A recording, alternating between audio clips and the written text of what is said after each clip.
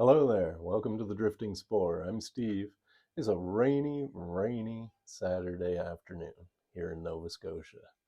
So it's been like that all summer. We've been getting away with weekends being somewhat nice, but rain, man, all summer long. Anyway, hasn't stopped me from having a great summer. So that's great. So, but this afternoon I'm just chilling in my dungeon of creativity, I guess let's call it.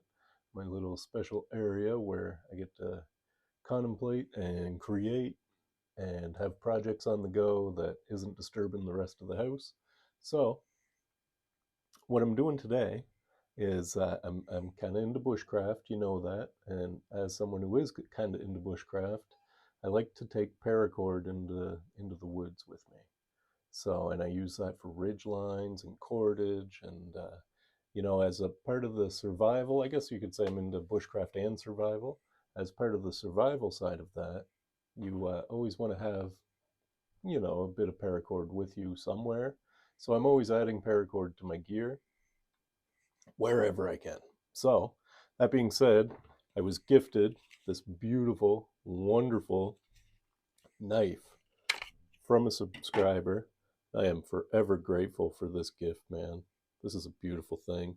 This is something that I would never, ever have bought for myself. This is a QSP Bison D2. And I'm not ready to like review this knife or anything like that because I have not used it enough yet. But I've just made a little modification to it to make it my primary knife that I'll be taking in the woods with me when I practice my bushcraft skills.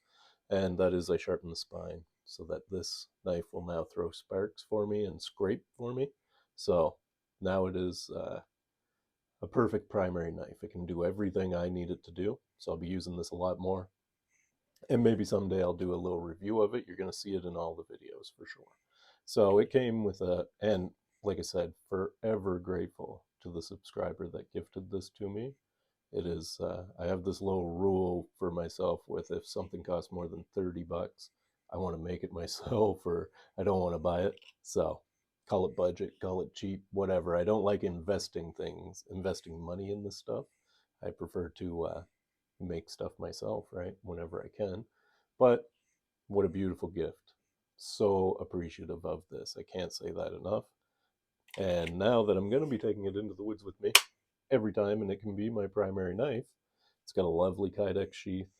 I'm going to put somewhere between 10 and 14 feet of paracord onto this sheath. And I'm going to show you how I do that. So I do something that I call a ranger wrap. And I kind of looked that up before I started this video, and I don't see that popping up. I don't know where I heard that, but anyway, I'm going to call it a ranger wrap, and it's going to be a way to add 10 to 14 feet of paracord to this sheath and kind of make it look cool too. So if you want to see how I do that, stick around. Okay, so what I'm going to do is I'm going to put what I would call a ranger wrap on this sheath. It's not actually the knife. It's got a little piece of paracord on it, just to add for visibility if you happen to drop it or whatever. So I'm going to add paracord to the sheath. I call this a ranger wrap, and I don't know where I heard that, but that's what I like to call it anyway. So I'm just going to loop the paracord over, right, creating a loop at the top, two ends at the bottom. Now what I'm going to do is just pinch this part with my thumb, just like that. Turn the knife upside down. Now I've done this both ways, and it works either way. Then you start wrapping really tightly around whatever you want to put your ranger wrap on. Once you get started, you can kind of pinch it and hold it in place. But you want to get that on there as tight as you possibly can. Hopefully my paracord doesn't tangle up. And you kind of want it to stack up tight against itself too, right, on these lines. It's not imperative that it's super tight because we're going to do something right at the end to make it super tight. And I don't really mind if it gets super tight in between there anyway. It all depends what you're wrapping. Hopefully this works. I haven't tried this before on a Kydex sheath. I was able to do this to my Mora, and it worked pretty good. It's still holding, so I imagine that this will work too. Might have to... Oh yes, my paracord's wanting to tangle up, of course. Okay, here we go. Get over that hump. And I'm really straining, putting this on as tight as I can.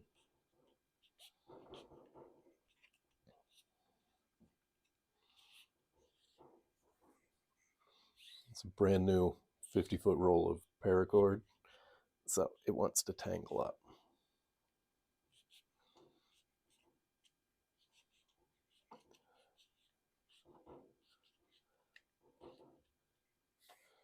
Almost there.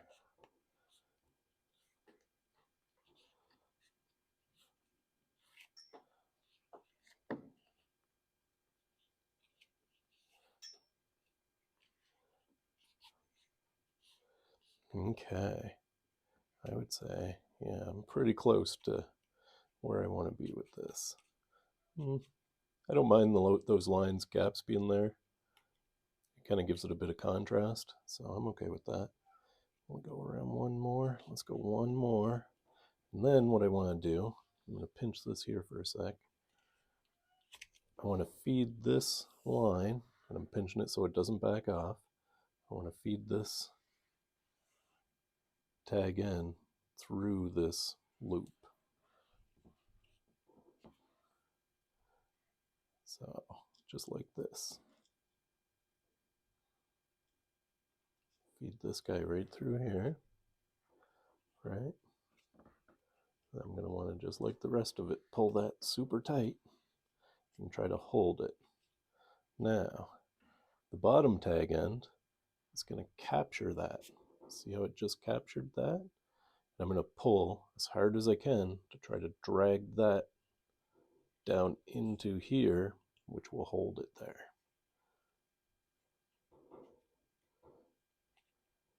Once you get started, there we go. Now that's gone about to there. So I'm going to try my needle nose vice grips and see if I can get that any further. I don't want it to come all the way through.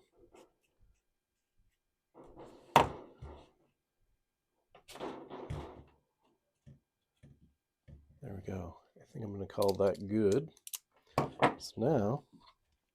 So with what's left there, about a foot, I would say I ended up with about 13 feet of paracord on there, I'd say. So I'm going to put this over here like this. Snip this off. There we go. And I'm going to snip this end off too. You could always tie a loop or something if you wanted in that. I don't want to though. I'll just cut that off too. Now, I'm going to take this stuff here. I'm just going to burn this end. I don't know if you can really see that, but I'll get my paracord burning. Kind of melt it right to the other paracord. This keeps all your ends from fraying.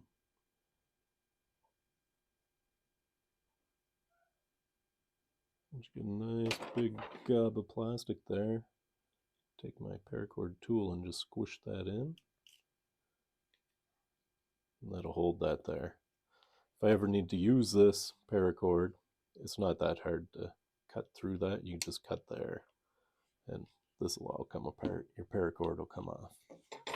Let's melt this end.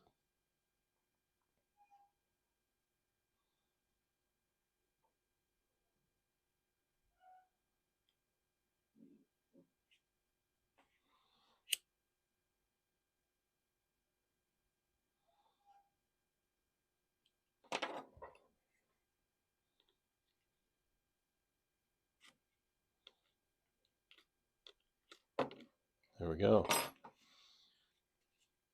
That's on there pretty good. It's a little bit loose down on the bottom. Hasn't changed the sheath in any way. No, sheath is still good. So the last step that I'm going to do is I'm going to run upstairs and I'm going to soak this in water. Soak the paracord in water.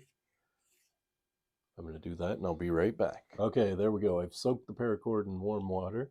Now as that dries, that'll shrink and that'll cling that really nice and tight to the sheath. It's not changing the functionality of the sheath in any way. All it is giving me 13 more feet of paracord on my knife sheath when I'm in the woods, if I need it. So, nothing wrong with that. Anyway, folks, thanks for joining me. I hope you enjoyed this video. I hope that little tip helped. And I hope when you're going in the woods, you're taking paracord with you too. Anyway, folks, thanks for joining me. I hope you enjoyed this video. And remember, you never find nothing if you don't go look. Get out there and have a look. Bye for now.